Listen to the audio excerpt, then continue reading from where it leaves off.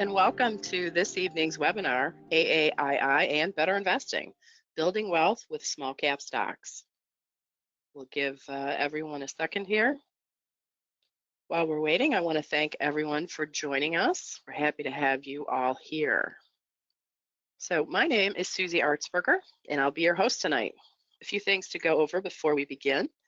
I want to remind all our webinar attendees that both AAII and Better Investing are nonprofit educational organizations and are not financial advisors. Therefore, we are not able to provide personal advice. Every investor is different. That's why our goal with each broadcast is to educate you on how to make better financial decisions. So we have two great speakers tonight, Doug Gerlach from Better Investing and John Bajkowski from AAII. I would like to thank both of you for being with us this evening. And in this presentation, Doug and John will share how their organizations approach small cap investing to help individual investors uncover long-term opportunities. Specifically, Doug will introduce the Small Cap Informer, Better Investing's newsletter focused on identifying high potential small cap stocks using its proven quality growth at a reasonable price strategy. John will highlight AAII's model shadow stock portfolio, a value-based strategy focusing on small and micro cap stocks. They'll also show how to identify promising small cap value stocks using AAII screening tools and A through F grades. To you, our attendees, be sure to keep an eye out on the chat throughout the webinar, as we'll be sharing helpful resources, key insights, and other relevant links and resources. During the presentation, if you have any questions for our speakers, please send them using the questions section of our GoToWebinar control panel. Once the presentation concludes, I'll select a few questions for Doug and John to answer. And if the question isn't answered during the broadcast, feel free to email members@AAII.com or service@betterinvesting.org. If you experience any issues with the audio or video of the webinar, please visit the GoToWebinar support at gotowebinar.com for assistance. And just a friendly reminder that this presentation is being recorded. If you have to leave for any reason, you'll be able to replay the whole event. A link to that webinar replay will be sent to all attendees later this week. And the recording will also be accessible at aai.com/webinars or youtube.com/betterinvesting. So we love that our webinars are interactive. After the presentation, we'll host a live Q&A, including two special promos from AAII and Better Investing. And so please be sure to stay for the entire broadcast. And with that, I'd like to hand the presentation over to Doug to kick us off. Thank you, Susie, and good evening, everyone. Welcome. Glad you could join us tonight for this educational presentation. I'm going to be kicking off talking about small company investing for long-term investors. As part of Better Investing, our approach to individual stock analysis is based in the benefits of buy and hold for the long term. And we've applied that in our small company stock newsletter, and I'll talk about that approach as we go through. This is our disclaimer. Of course, this is an educational presentation, and we will be discussing particular stocks during the presentation. These are not recommendations. We always recommend that you do your own due diligence and research before making any investing decision. Now, as part of Better Investing, our little subsidiary that I head up publishes 3 investing newsletters. Our flagship is the Investor Advisory Service, a newsletter that was founded way back in 1973. It's been named to the Holbert Investment Newsletter Honor Roll for 15 consecutive years for outperforming the market in both bull and bear market cycles over the long term. In 2013, 2012, we started the Small Cap Informer using our long-term approach to target smaller companies. And in 2023, we founded a dividend newsletter focused on dividend growth and capital return, not necessarily yield. But we're going to be talking about the Small Cap Informer tonight and the things that we've learned in the 12 plus years since we started the newsletter. Now, this is a monthly newsletter for to present small stock ideas for individual investors. We use a disciplined methodology that looks at quality companies, trying to attempt to purchase them at reasonable prices and generate above average total return prospects compared to the broader small cap indexes. We do utilize a long-term buy and hold strategy. That does not mean buy and never sell. It is part of our methodology to monitor the fundamental performance of companies along the way and make sell decisions when necessary. We have outperformed the S&P Small Cap 600 index over the long term since we've started the newsletter, and I'll show you that track record in a moment. Here's some sections of the newsletters. As you can see, this is a traditional print-based newsletter. Most of our subscribers elect to get it electronically, which means they download the issues when they're published and they can print them or read them on their tablet or computer. This is our track record since the newsletter was founded. We've had a great run this year, especially since August, as the small cap markets have kind of turned around and reversed the trend, and we've seen a number of companies performing quite well. But our long-term 3-year and 10-year performance way outweighs the performance of the S&P Small Cap 600 index. Yes, compared to the returns from the Magnificent Seven or any broad market index, the S&P 600 has not been delivering exemplary results, but it's our belief that sector shift will happen at some point and we'll see small caps coming back into dominance. The benefits of small cap stocks from Better Investing's perspective are quite good. They suggest that 25% of an individual investor's stock portfolio is devoted to small company stocks. This is because both small and large company stocks tend to perform at different times in the market cycle. And as we all are probably aware, small company stocks have historically bettered the performance of large caps over the long term, recent history notwithstanding. So the methodology that we employ in the small cap and first and foremost, we're looking primarily at companies with annual sales between $100 million and $2 billion a year. This is a pretty small segment of the broader market. We do continue coverage as companies perform well and exceed that. So we do have some of our top performing companies have grown beyond that 2 billion mark, and we still carry them in the newsletter. We don't make new recommendations for those companies. And we do also occasionally track companies that have annual sales below $50 million, which is really in the what we consider the micro cap space. You'll see more of those, I expect, when John presents later on about some of the AAII tools. We are open to any sector and industry in our coverage. But in practice, we rarely find utilities and energy companies that fit the model. Companies must be profitable. That is a key criteria. Typically, we like to see at least 3 years of operating history. So there might be a newly public company if we feel like we can purchase it at a reasonable valuation.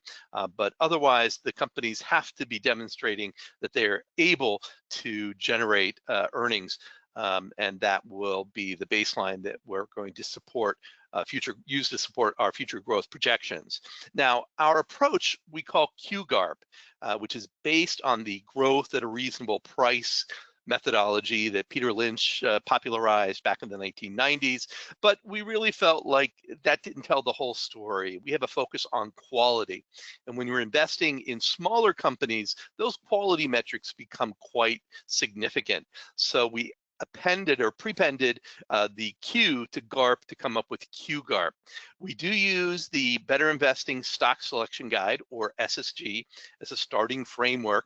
If you're unfamiliar with that tool, you can look back at the recording of our first webinar that we did with AAII, and we reviewed some of the precepts of that stock selection guide, and there are plenty of other resources. This is an analysis tool that is used to identify growth, quality, and valuation metrics for a company. So we'll start with the QGARP. We'll start with the growth criteria. Of course, we like to see sales growth, and sales growth is required to drive earnings growth.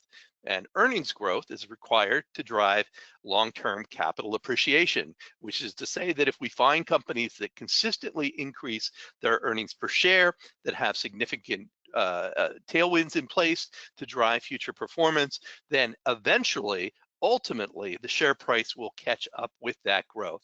In the short term, of course, anything can happen. In the short term, markets behave irrationally, and that provides an opportunity for us, in many cases, to purchase undervalued or underappreciated securities. But we do require growth. In our framework, however, because of our bias towards reasonable price or reasonable valuations, we're not looking at high-flying growth companies. We skew more towards small cap value. And so our baseline minimum growth estimate for any company has to be around 8% or better. Yes, we love to find fast-growing companies, but often those are way too expensive for our Midwest ethos to absorb. And when you overpay for companies, you increase the risk in your portfolio and the potential that your returns are not going to meet your objectives. The growth trends provide a base of analysis. They are not the be-all, end-all. We're not looking at the past performance to judge future performance by, but we are looking at what are the components of that growth. What has caused this company to grow at this particular rate? What are the tailwinds and headwinds? What are the drivers? What are the obstacles the company is likely to face in the future? And that will allow us to confirm that this is a company worthy of consideration or eliminate it as one that doesn't meet our criteria. This is a good example of a company that has been growing for a decade. It's been growing at a very consistent level. On the top are the revenues or sales. The blue line is the earnings per share, and you can also see the high and low annual prices indicated there. And on the 2025 year, you can see the current price midway between the high and low of the last 52 weeks. This is Addus Home Care. This is an Illinois-based company that provides home health care services. So you can see a little bit of variability in their earnings and certainly in their valuation during different cycles of the economy and what's going on with regulation related to Medicare and Medicaid. But all in all, the company has weathered the storm quite well, and growth is expected to continue. That average growth over the 9-year period is 15.4% for sales and 18.9% for earnings. So this is a little bit of a faster growing company than many that we track. Here's another company that has somewhat less consistent growth, but you can see over the last few years, this company has been growing more consistently, and that's what we like. This is Palomar Holdings. Ticker is PLMR. This is a property and casualty insurance company. However, they focus on some different areas of the market that aren't going to be as impacted by the terrible weather in Texas or Florida, for instance. And that allows them to have a high quality portfolio and are definitely growing the business, as you can see on this graph.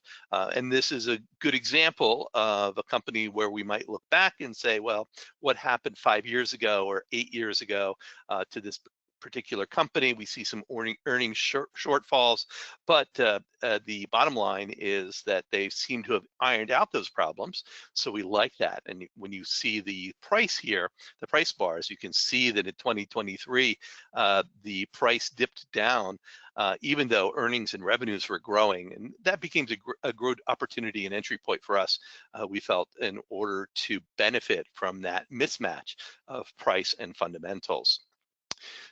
I've spoken a lot about the value formula, the reasonable price criteria. It is so important whenever you're investing in individual equities, but especially with small cap stocks, to be rigid and focused and have a good discipline when you're making those buy decisions. We look at the PE ratio and expect it to be reasonable when compared to the history and the future expectations of growth. We do avoid high flyers. So PE is greater than 30 or 35. tend to be set aside, and we will wait for that valuation to fall down a little bit, and then maybe we'll have a better opportunity to purchase. We are often contrarian in that we seek out those mismatches between what the market thinks a company is worth and what our estimate may be. And again, that focus on fundamentals, that focus on the long term, when the rest of the market is worried about what's going to happen next week or next month or next quarter, we're thinking about what's going to happen after the dust settles and the company is into its next growth phase, and that gives us opportunities. We've often found that it is more advantageous in the small cap side to focus on value as opposed to growth. It's relatively easy to find small companies that are growing at 30%, 40%, 60% a year, but there's simply too much risk involved for us to be enticed by those companies. Here's a graph of the 10-year PE ratio history of a company, UFP Technologies, ticker is UFPT. You can see what's interesting is that this is the annual high and annual low PE ratios. So you can see that the stock essentially moves in a band, almost like a price band. And sometimes that PE ratio takes off and sometimes that PE ratio falls. But by and large, that variance between the high and the low is at a particular range. I've marked on the right side the current PE of this particular company. So it is pulled back in price. And again, we see that as an opportunity. The current PE is close to the lowest PE of the last 52 weeks, and it's also of the prior fiscal year, and it's also not too far out of the range of the lowest PE ratios the stock is traded at on an annual basis. So again, a good example of a value formula coming into play. This is a real estate investment trust, so it is a newer public company. So we have data going back to 2019. Valuation very different for REITs than for operating companies in many cases. Here we're seeing the high PE ratio, or actually high price to funds from operations ratio on the high side and the low side. And again, that current PE ratio attractively currently sitting near last year's low PE range. So that gives us plenty of opportunity on the upside. So we like looking for those types of opportunities. And then we come to quality, perhaps the most important and maybe the most distinctive of our approach to small company stock investing. It's our belief that effective management is required to deliver consistent growth. Companies that are growing at a fairly consistent pace year after year after year means that management is paying attention to all of the moving parts that go into running a business. But beyond that, if we find companies that meet our key quality criteria, we see that these companies tend not to be over leveraged. They may carry debt. They may be slightly higher than their own industry group, but their cost of capital is reasonable, for instance, or the trends are good. They're generating free cash. They're paying off that debt. They may be opportunistic with their borrowing to make acquisitions, but diligently pay it down. So debt is not a four-letter word for us. If they're paying dividends, they tend to be well supported by cash and earnings, and cash flow generation is always good. We like to see that. But the real story comes with the pre-tax profit margin analysis. And so we focus on pre-tax profit margin. That takes out the impact of share buybacks, which have become an increasingly common tactic for companies to utilize to boost their earnings by buying back shares instead of paying out dividends.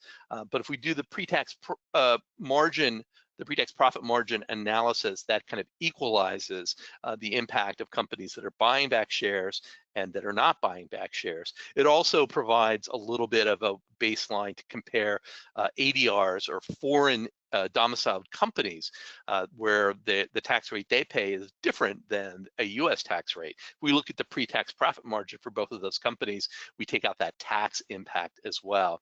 So we see companies that are expanding their margins. That's great.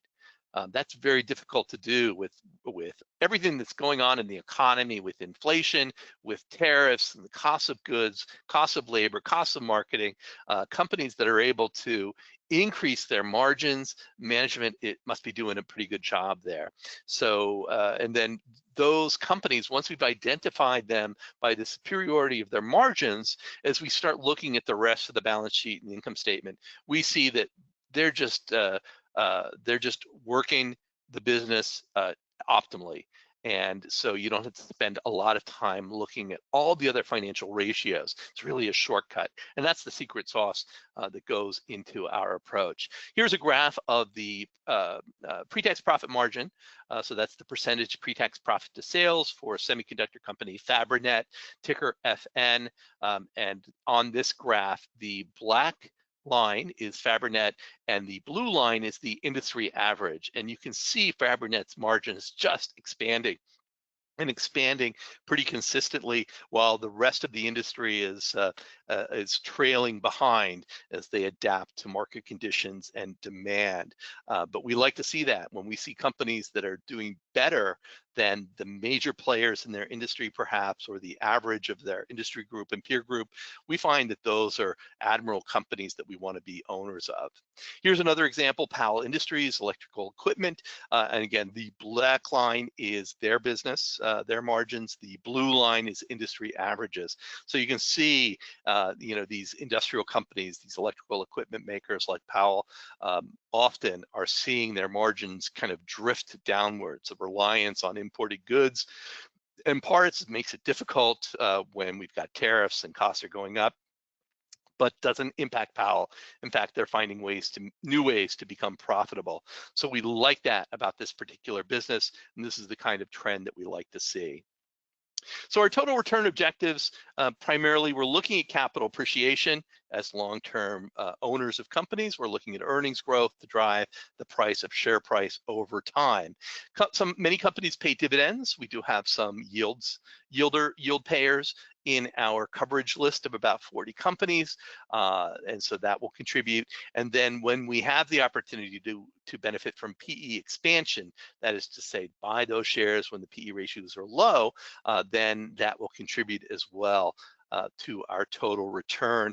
And altogether, this is how we hope to exceed the averages for the market. Now, I do want to point out a couple of the kinds of companies that we avoid.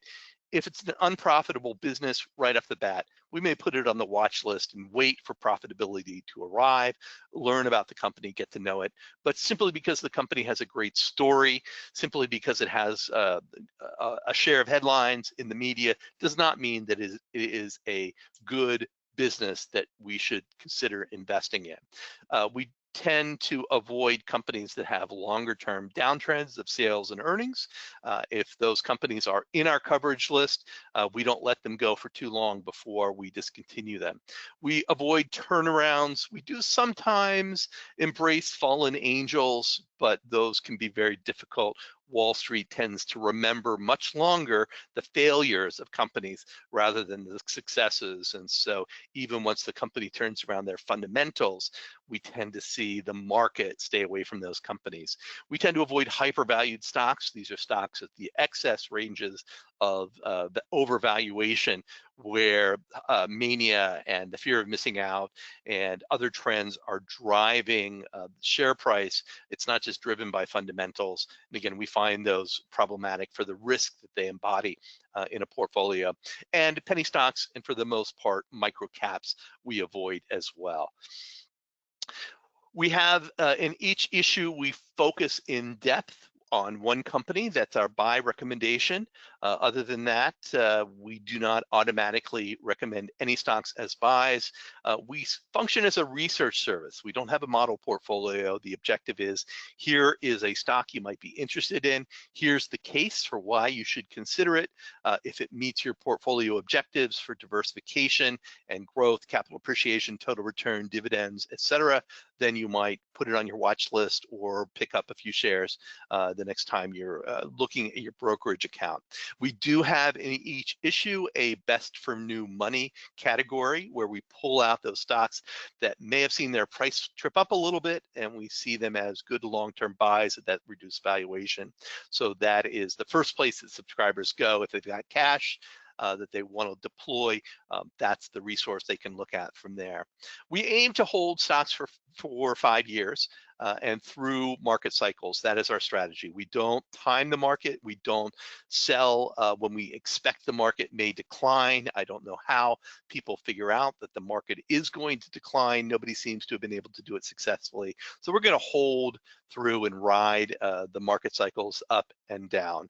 Laggards are pruned. That means companies that are not performing fundamentally, and we do strive to get in sooner rather than later. Often we're susceptible to the same cognitive biases that affect all investors, where you say, well, let's just give it another quarter and see what happens. But we do discontinue companies on a regular basis. The oldest stock that we have under coverage right now is 2014. We did cover Air Lease starting in 2013. They just announced that they were being acquired, so we discontinued coverage. We had, I think, the initial recommendation and 3 follow-on recommendations over the course of a dozen years, and we're able to successfully exit that position. We have 73 open positions of 40 stocks. And that is to say that every, after a year, we may revisit a stock and say, yes, this stock is now in the buy zone once again, or it's still in the buy zone. And so we will recover it from that perspective. Otherwise, we're covering quarterly earnings of every company under coverage, as well as other major news. And when it's warranted, we're going to recommend sells.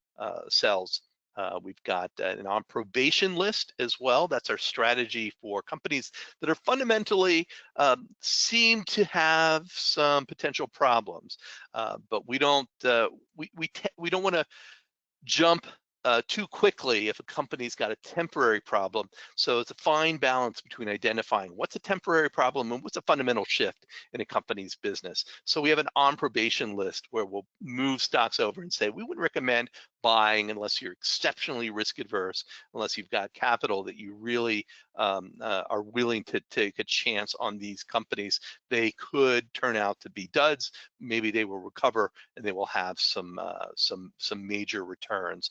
One of the companies that was on our on probation list until recently for several quarters was the discount retailer Five Below, but the last couple of quarters have been very strong as they've revamped their management team, and that company moved off of our on probation list and back into regular coverage. We also have a valuation watch, which is to say these are companies that we perceive to be hyper valued.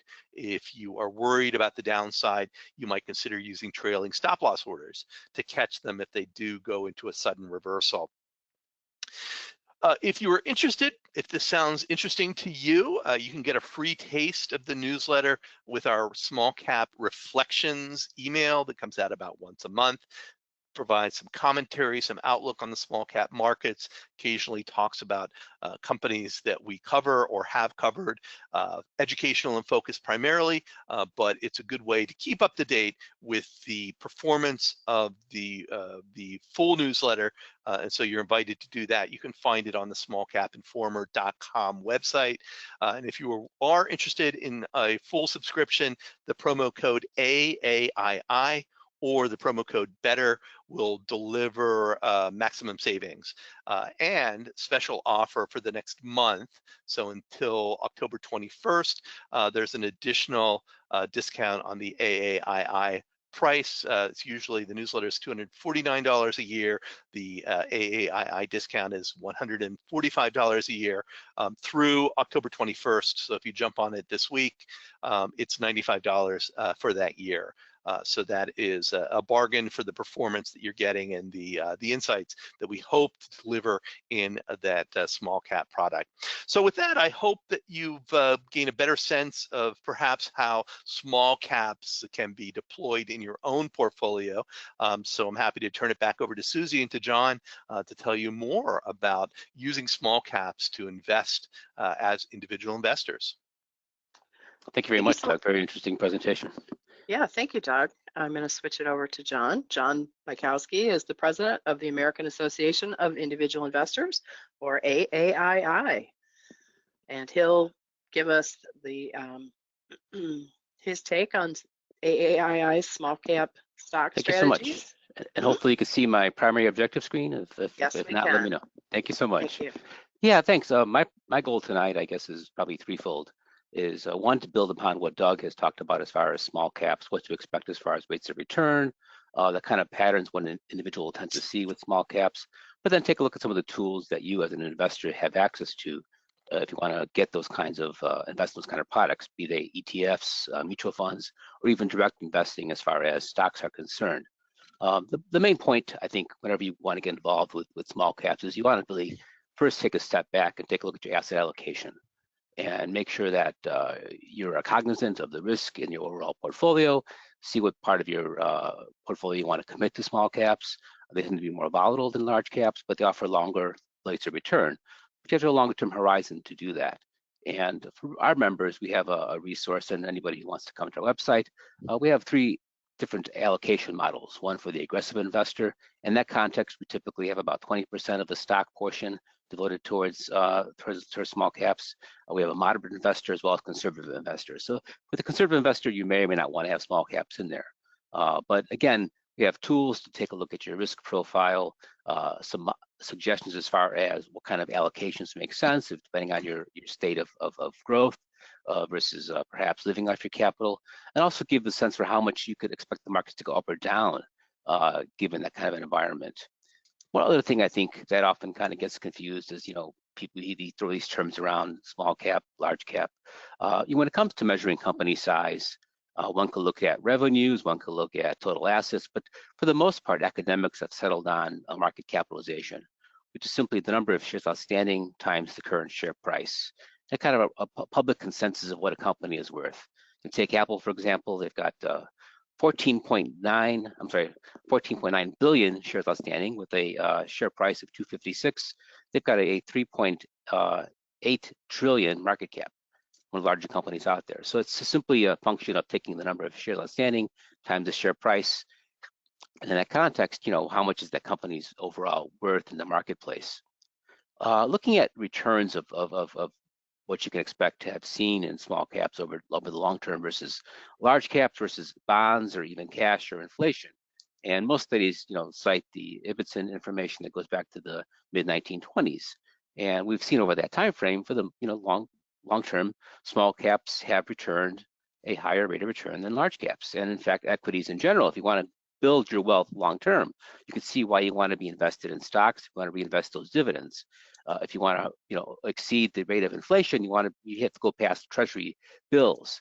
So bonds offer some of that, but not the level of the growth that you can get out of equities. But what exactly is small cap, and what kind of situations occur? And Doug even talked about the notion that small caps don't always necessarily outperform large caps at any point in time. In fact, over the last 20 years, S&P 500 has outperformed what are termed small caps, a 10.4% annual rate of return. This is an 8.3% rate of return for small caps that we've witnessed over the last 20 years. Last 10 years, same thing. You have to almost go back 30 years from our end of last year to really have a situation where small caps have outperformed. So the long-term perspective is that small caps have outperformed large caps, but on any given point in time, they may not be. And what exactly is small cap? And when we talk about the academic performance, we just saw that chart that showed the rate of performance of small caps versus large caps. And what is an academic definition of small caps? What is a market participant? What's a mutual fund? When we talk about large caps, we're typically talking about the S&P 500. And most academics break down the capitalization of companies by taking a look at all the stocks on the New York Stock Exchange. They rank them from biggest to smallest and break them down into like 10% decile chunks. They then take those breakpoints that exist and apply them to all stocks, no matter what exchange they exist on.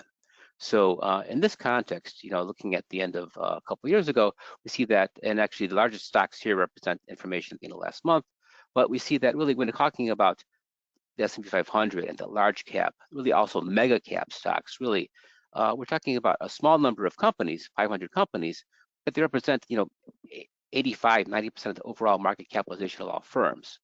When you see studies pointing to small caps, really talking about micro caps, companies that are in the lowest 20 percentile of all companies. The majority of domestic companies trade in that universe, but they overall make up a very small percentage of total market capitalization.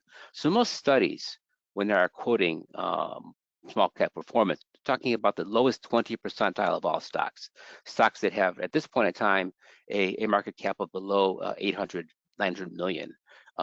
When it comes to mutual funds, however, and you talk about mutual funds that are perhaps labeled as small caps, they're having a market cap of perhaps a billion to 500 billion in size, and that's typically larger than your classic academic definition of what a small cap would be. So just to get a sense that mid caps, anywhere from 6 billion to 23 billion at this point in time in the marketplace. So just to understand is that you as an individual investor have the opportunity to invest in that smallest band of stocks that most public funds cannot touch, because you have the ability to take in positions that won't distort the marketplace. Also, you have the ability to hold on to them over periods of time. So it's important to understand when you hear those terms tossed around.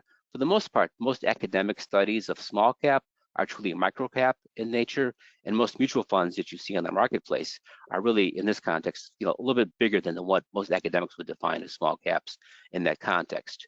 Another thing to consider and be noting about when it comes to small caps, and in this case, really micro caps, is that they're the one group of the marketplace that tends to have what they call zero correlation, where they run in streaks. They have hot streaks and cold streaks. Over the last since 1933, for the most part, the streaks have lasted about 11 years or so. Where in that context, they have a outperformance of 11 or so years. They then underperform for the same period of duration. Right now, we're undergoing almost a 14.5-year period in which large caps have dominated over small caps. And what typically causes that to reverse is perhaps some level of valuation excess that occurs. I mean, last time really small caps shined was back in 2000 after that whole .com bubble, after that great decade of growth of large cap stocks. So again, we're kind of getting to that point now where really small caps as a whole are much cheaper than large caps. But then what kind of catalyst might cause that to change? Well, last year, DataTrek did an interesting study of just the performance of last year, 2024, and they found the environment that small caps did best versus large caps was when interest rates were falling. And again, we're kind of entering that period now. And part of the reason is that most smaller cap companies are more leveraged and are more dependent upon use of debt for financing. And in an environment where all of a sudden rates start to come down, they're able to be a little bit more profitable in that context. So that is perhaps one catalyst that'll help small caps bounce back. So now you as an investor, what are your options as far as getting exposure? Obviously, you have to decide how do you want to invest? Do you want to own stocks directly? Do you want to perhaps do it through mutual funds? One good resource that we have on our website, and is an article that Cynthia did for us back last in 2024, is kind of a rundown on how you can gain exposure to the small cap marketplace via mutual funds. And what we're going to do, obviously, anytime we do these kind of webinars here, you'll be getting an email that lists all the resources that Doug has talked about, that I have talked about. So we get a link to all these articles and the ability to download them. This is a good article that gives you a good understanding of what the small cap universe looks like, when active versus passive mutual funds might make sense for you, how to analyze mutual funds. And really, it's very important when it comes to that context is how does one compare a mutual fund? And this article will give you that information, give you a list of caps, different kinds of funds that exist, ETFs that exist, and options you might have in that context. The other thing that you can do as a member, and especially an A+ subscriber, is you can use screens. And we have a number of predefined screens that provide lists of ETFs you can invest in or funds you can invest in. This happens to be a list of First Cut. It's a First Cut ETF screen that looks for small cap ETFs. And when it comes to screening for performance on funds, it's very important that you compare performance within a category. You want to compare because we've seen that a particular style of fund may be in and out of style. You want to compare small cap growth funds against other small cap growth funds. We want to find those funds that are more attractive against their peers. That's how our grades work when it comes to funds, and that's how your screens should be constructed. Anytime you look at funds, ETFs, you want to compare the expense ratios against funds in the same category. You want to compare performance against funds in the same category. You want to look at what the turnover is, what the expense ratios are, how long the manager's been around, if they're actively or passively managed. But in this context, we have really look like 27 ETFs that kind of meet the quality of being, better performance than their peers, a little bit lower risk than their peers, a little lower expenses than their peers as a whole. And you can go ahead and look online and get information on these funds. Whenever you research a fund or ETF on our website, we have access to a full rundown of performance going back 10 years, performance against peers, performance against benchmarks, risk information and whatnot. And this is all available to you as a member of the association. And again, we have special offers on how to get access to that if you're a Better Investing subscriber. The other element, of course, when it comes, if you want to prefer to invest in traditional mutual funds, again, there's a lot more options when it comes to that, especially a lot more active investing, active managed funds. But again, we have screens available. We have a top fund screen. It looks, again, similar kinds of criteria to the ETF screen. But in this context, we have, I think, 101 companies or funds that happen to pass this particular criteria. Here I have in the breakdown based on their most recent performance, 1 month, 3 month, whatnot. And the grades here, anytime you see a grade, the grades are comparing a fund against the funds in the same category. So you have apples to apples comparisons. Only way you really could do that with mutual funds and ETFs to have any kind of meaningful work. And then also one of the tools you may find of interest on our website is under our funds or ETFs, there's a compare tool. So if you're down to picking between 2 or 3 funds, let's see how they rank based upon performance, based upon risk, based upon expense ratios, one family, what fund family they're in, or even whatever information might be of note to you.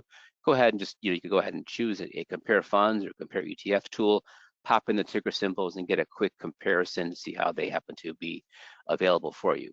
So again, if you don't want to take the time and effort to invest in individual stocks, funds offer a great way to get involved in that ETF small cap universe. And again, be cognizant, because look at the fund names. Some funds are small cap, some are micro cap, some will have a bias towards growth, some will have a bias towards value. So whatever sings to you, whatever you believe in, if you're a bargain investor, if you're a growth focused investor, find the fund that you want to stick with over time, because you have to live with it for a while. Make sure that you can actually benefit from the kind of exposure that that particular fund will offer for you. When it comes to stock resources, we've been doing a lot of information on stocks over the years. In fact, one of the things we've always really focused in on is our small cap stocks. And one of the reasons we felt was that as an individual investor, we have the ability to look at analyze companies that are in the shadows of Wall Street. We have the ability to hold stocks through thick and thin. We have the ability to not have to be worried about moving the market, distorting the market. A large fund cannot take a position in a lot of these micro cap stocks. They simply cannot own enough of them to make a difference to their portfolio performance. So that gives you an opportunity to actually invest in these companies before they become the big Wall Street darlings. So back in 1993, our founder James Coonan developed the shadow stock portfolio. He had read about some interesting studies and that had pointed out that really when it comes to performance, typically the smaller the company, long term, the greater its rate of return. But also independent of that, typically speaking, the better the value, in this case specifically looking at price to book, typically the better the rate of return as well. And those two factors kind of work independently. So if you look at the intersection of both the companies that were smallest and the companies that were cheapest, that offered the best opportunity for outperforming the market long term. Now again, it's long term. You have to be willing to hold through some potential periods of underperformance. But that was sort of the genesis and the rules behind creating this model shadow stock portfolio. So we're talking about, in this case, the smallest decile of companies, much smaller than a typical small cap fund. And currently our cutoff is about 400 million. We're looking at funds that are smaller than 400 million. So when it comes to the investable universe with the model shadow stock portfolio, looking at the smallest 10% as far as market cap, looking at the smallest 10% as far as price to book. But really with small cap stocks, as Doug noted, quality is key. You cannot just simply, you benefit a lot from your rate of return if you're able to actually exclude the really poor quality stocks. A lot of small cap stocks are there because they deserve to be there. They're in trouble financially. There's no growth to them. So really, you want to be able to filter out stocks that are poor performers, unprofitable, and whatnot.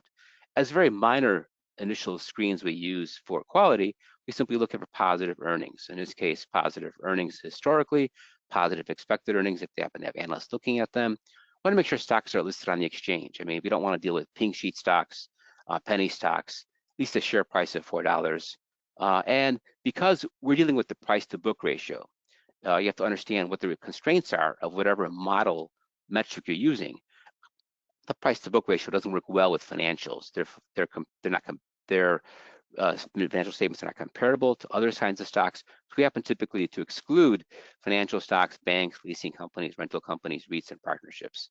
So it's just because they don't really compare. You can't use the price to book.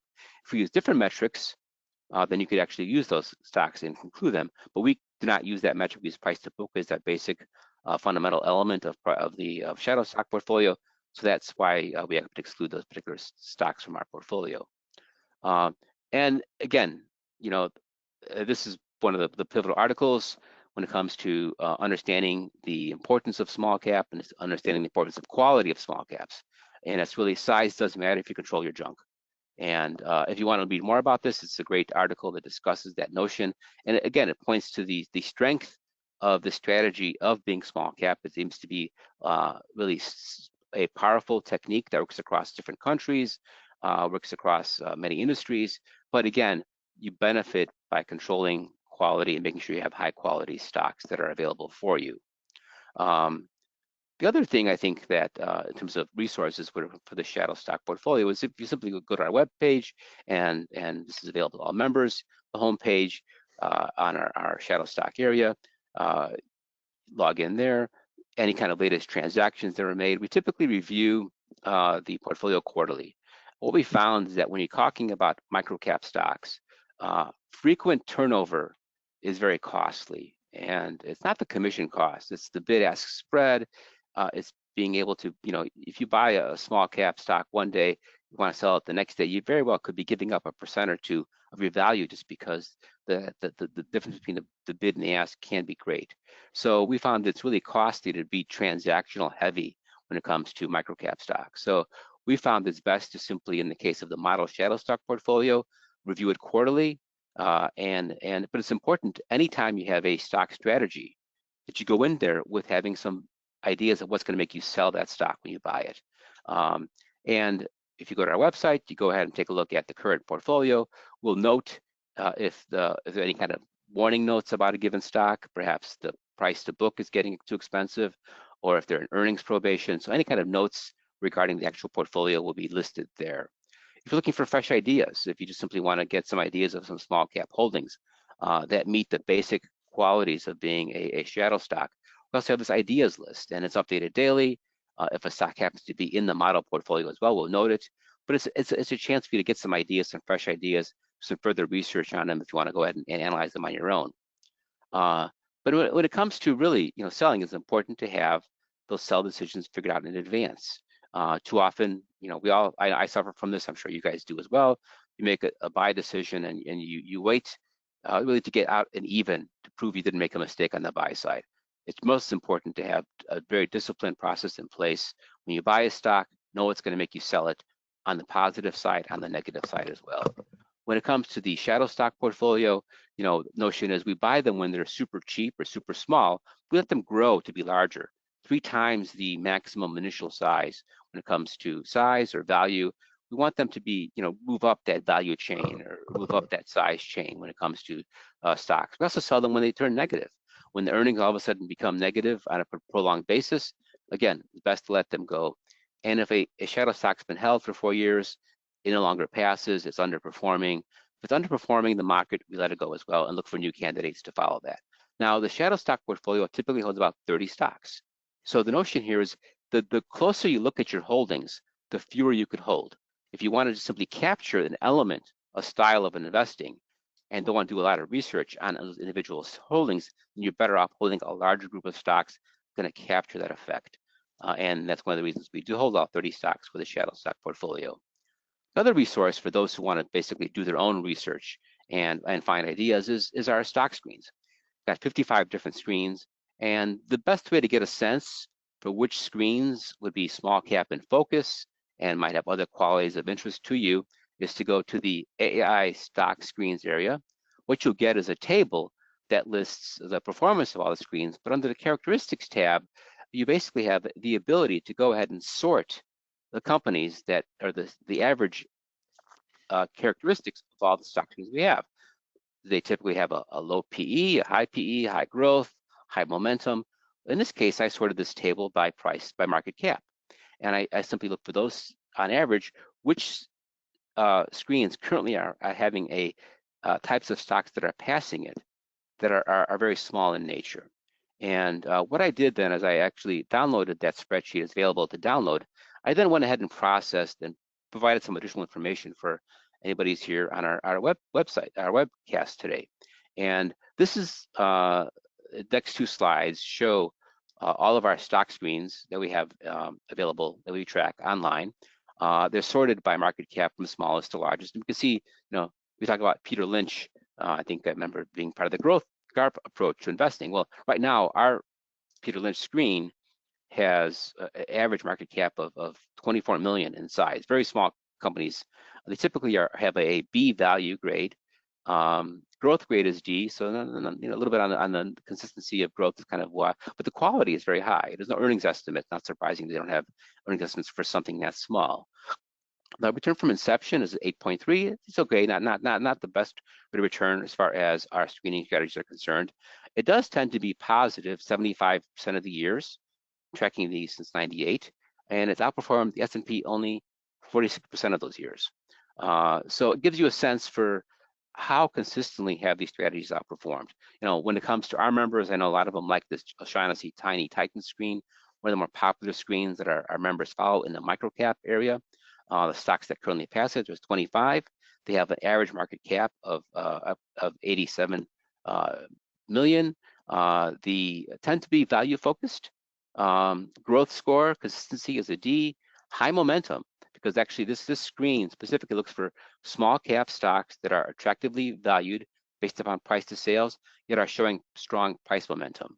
And this other area I want to kind of highlight here for this table you might find of interest are these R squareds. These columns indicate how much of the long-term performance of a given strategy is attributed to the S&P 500, the S&P mid cap, or the S&P small cap.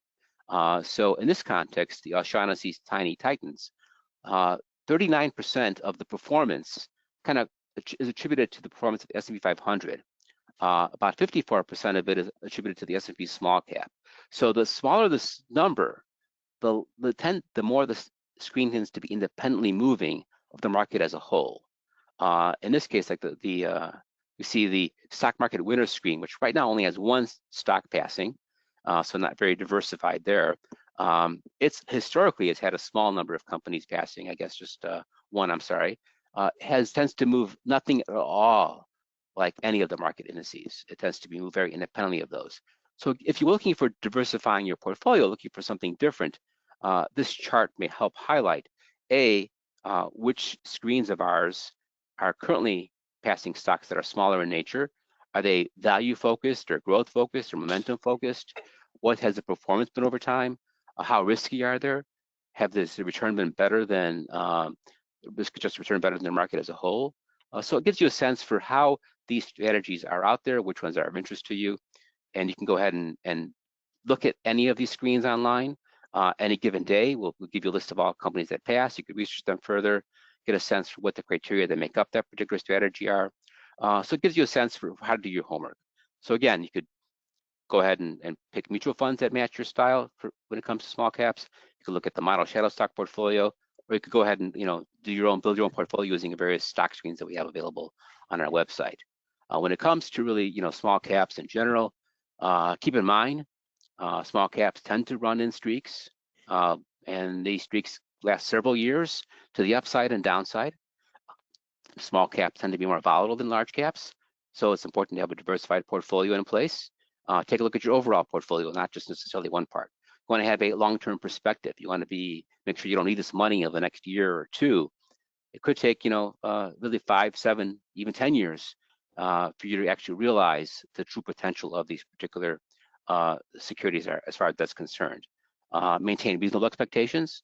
We've talked about having the ability to return a better long-term rate of return from small caps versus large caps, but we're reasonable in that. And again, understand that the markets are reasonably efficient, but not perfectly efficient. There are opportunities to find many hidden gems in the small cap arena. Doug's highlighted one great way to find those with the Small Cap Informer. I've given you a couple ideas as well how to do that. So again, it's a great opportunity for us as an individual investor to look at and roll up the sleeves a little bit, get your hands dirty, and find some interesting stocks that are very rewarding in that context. That's all I have. I know that we wanted to make sure we have time for questions. So if Doug wants to come back in, and Susie, if you want to have, if any questions have come up for us, we'll do our best to try not to get stumped by this. Okay, great. Thank you, John, and thank you, Doug. Let me share my webcam with the rest of the crew so I can feel like one of the cool kids. And so we did have a number of good questions. I'm going to ask Doug and John a question that came in. Can you comment on the continued reduction of stock available for investment? Have you seen less stocks showing up in screens or harder decisions being made for the Small Cap Informer? So, Doug, I'll start with you. There is an academic study that has made the rounds this year. It's been done in the past and it's been updated recently.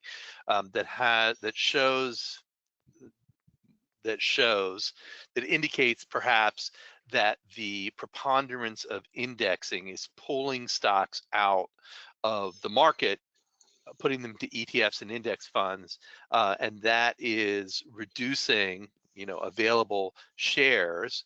But because these ETFs are buying all of these, because the indexes are market cap weighted, these when the ETFs and mutual funds, index funds are buying these mega cap stocks, they're pushing the price up, and the more they push the price up, the more that investors, the more that they have to buy to keep the market cap weighting in their ETFs and index funds in line with their parameters, and so the hypothesis is that in the small company space, the small cap space, there's a lot of neglect. There's a lot of companies that are being ignored because of all these resources that are being deployed in this virtuous cycle of mega cap and large cap investing. So 10 years ago, I put forth a hypothesis that said, I could foresee if these trends continue, that there will be no point in being an individual stock investor. Perhaps it's all going to be productized in ETFs and other funds, and that will be the measure of success. Is when when those tiny companies finally get adopted into an index that delivers the returns that are then going to float as the company continues to grow inside that index. So having said that, I don't see in the 13 years that we've been doing the Small Cap Informer, it's what a terrible time to start a newsletter in 2012 and go through. We were coming out of a bear market, and the market had recovered from the 2008, 2009. So it's picking up some steam, and then we had the pandemic, and we had so we've been kind of whipsawing a little bit, and it's not I would not say that at any time we are severely impaired at not being able to find companies that fit our model.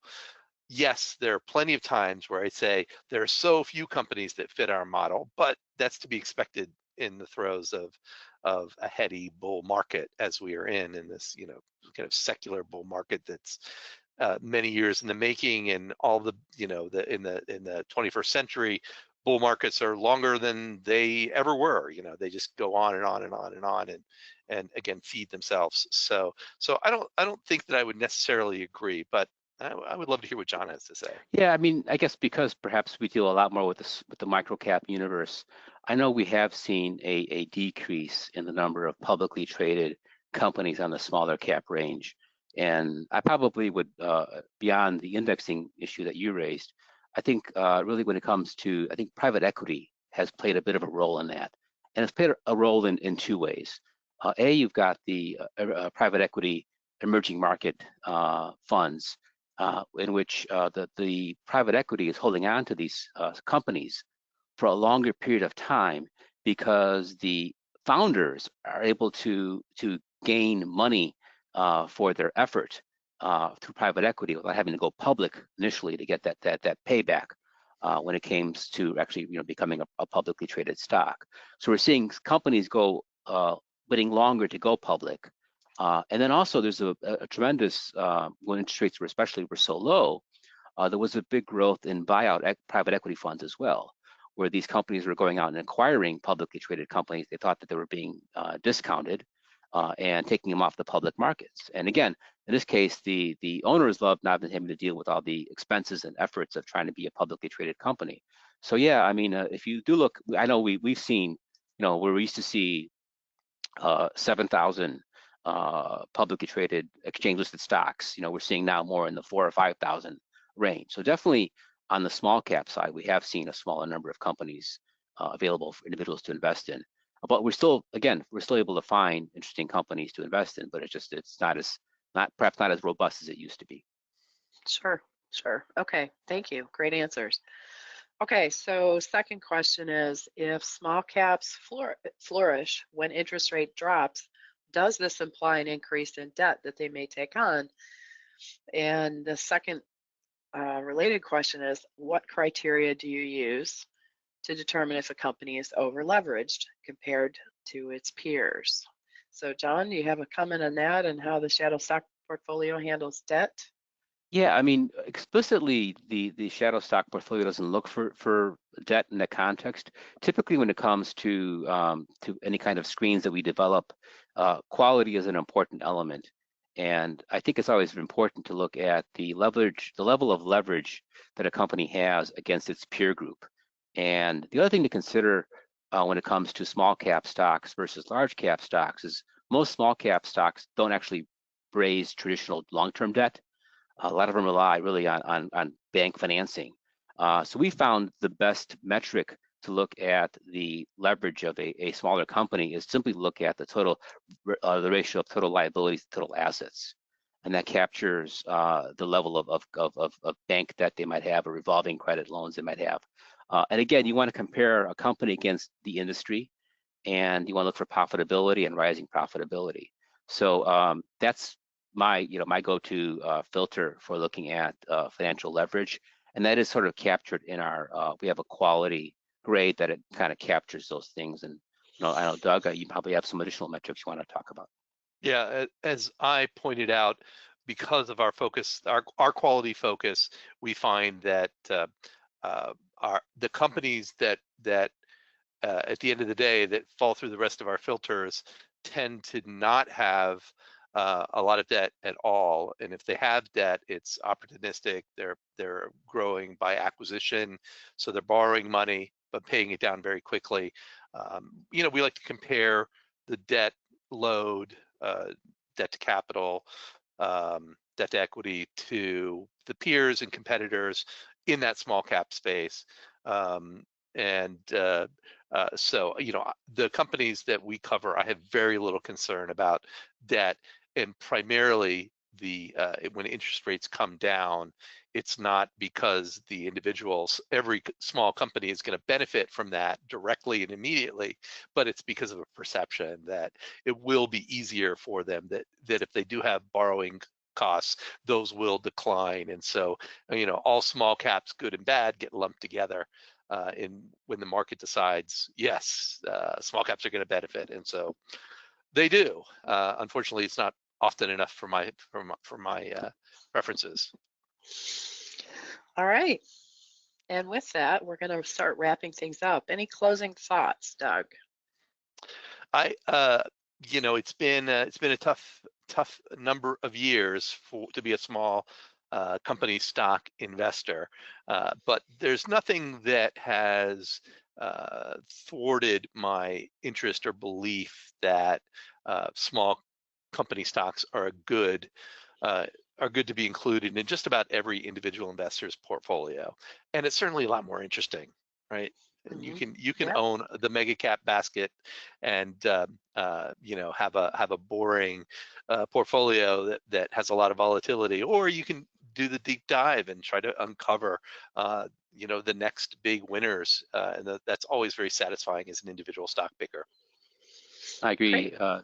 Definitely, it's like, I think we as individual investors have the opportunity to find those hidden gems, to invest in companies that the large companies, just large investment banks, cannot just simply take a position in, because it just simply would be meaningful, would be a rounding error at best. And so, yeah, I mean, I think the important part is you could do your homework. And nowadays, the tools that one can get, either through the AAII or Better Investing, I mean, the ability to do a deep dive on a company, the ability to do searches on it and get a sense for how they compare against their peers is just tremendous. I mean, it's most people I'm guessing, are attending this webinar. A, they want to get educated. B, for them, probably investing is a bit of a hobby as well. And I think, to the extent you're going to have any kind of impact, you probably could have a lot more impact in the small cap arena. Yeah. Great. Thank you. And thank you so much to both of you for your time and fantastic presentations. Well, I want to reiterate that if you have questions for Better Investing, please deliver your questions to service@betterinvesting.org. or call us at 877-275-6242, or email Doug directly at gerlach@iclub.com. So Doug, those emails are going to be flowing in. And similarly, if you have questions about AAII membership tools or services, please feel free to email them at members@AAII.com, or give them a call at 312-676-4307. If you have specific questions about the AAII screens or the model shadow stock portfolio, you can email John directly at johnb@AAII.com. And I do appreciate everyone for sticking with us, and I want to reiterate our 2 exclusive attendee offers. I have sent them through in the chat, but let me talk to you about them as well. For AAII new subscribers, there is an offer that is $2 for the first 30 days. And you can find that offer on the website, AAII website at AAII.com/betterinvesting. There are also offers there for AAII Plus and AAII Platinum. For the Better Investing promotion for AAII members is found at betterinvesting.org/AAII, which includes a discounted first year of membership for just $99, and 3 newsletters also offer discounts: Small Cap Informer, Dividend Informer, and Investor Advisory Service. So we hope to see everyone back at the next webinar. It's the 4th Tuesday of every month except December. The next one will be held on October 28th on the topic of ETFs. If you've already signed up for the webinars, you're signed up for all of them, and you'll get a webinar reminder in advance. Recordings of this webinar will be available later this week at AAII.com/webinars or Better Investing's YouTube channel. An email with that link and the presentation slides and additional resources will go out all to all who attended, and that'll go out later this week. So with that, we'll say good night, good health, and successful investing to all of you. So take care, everyone. Good night. Good night.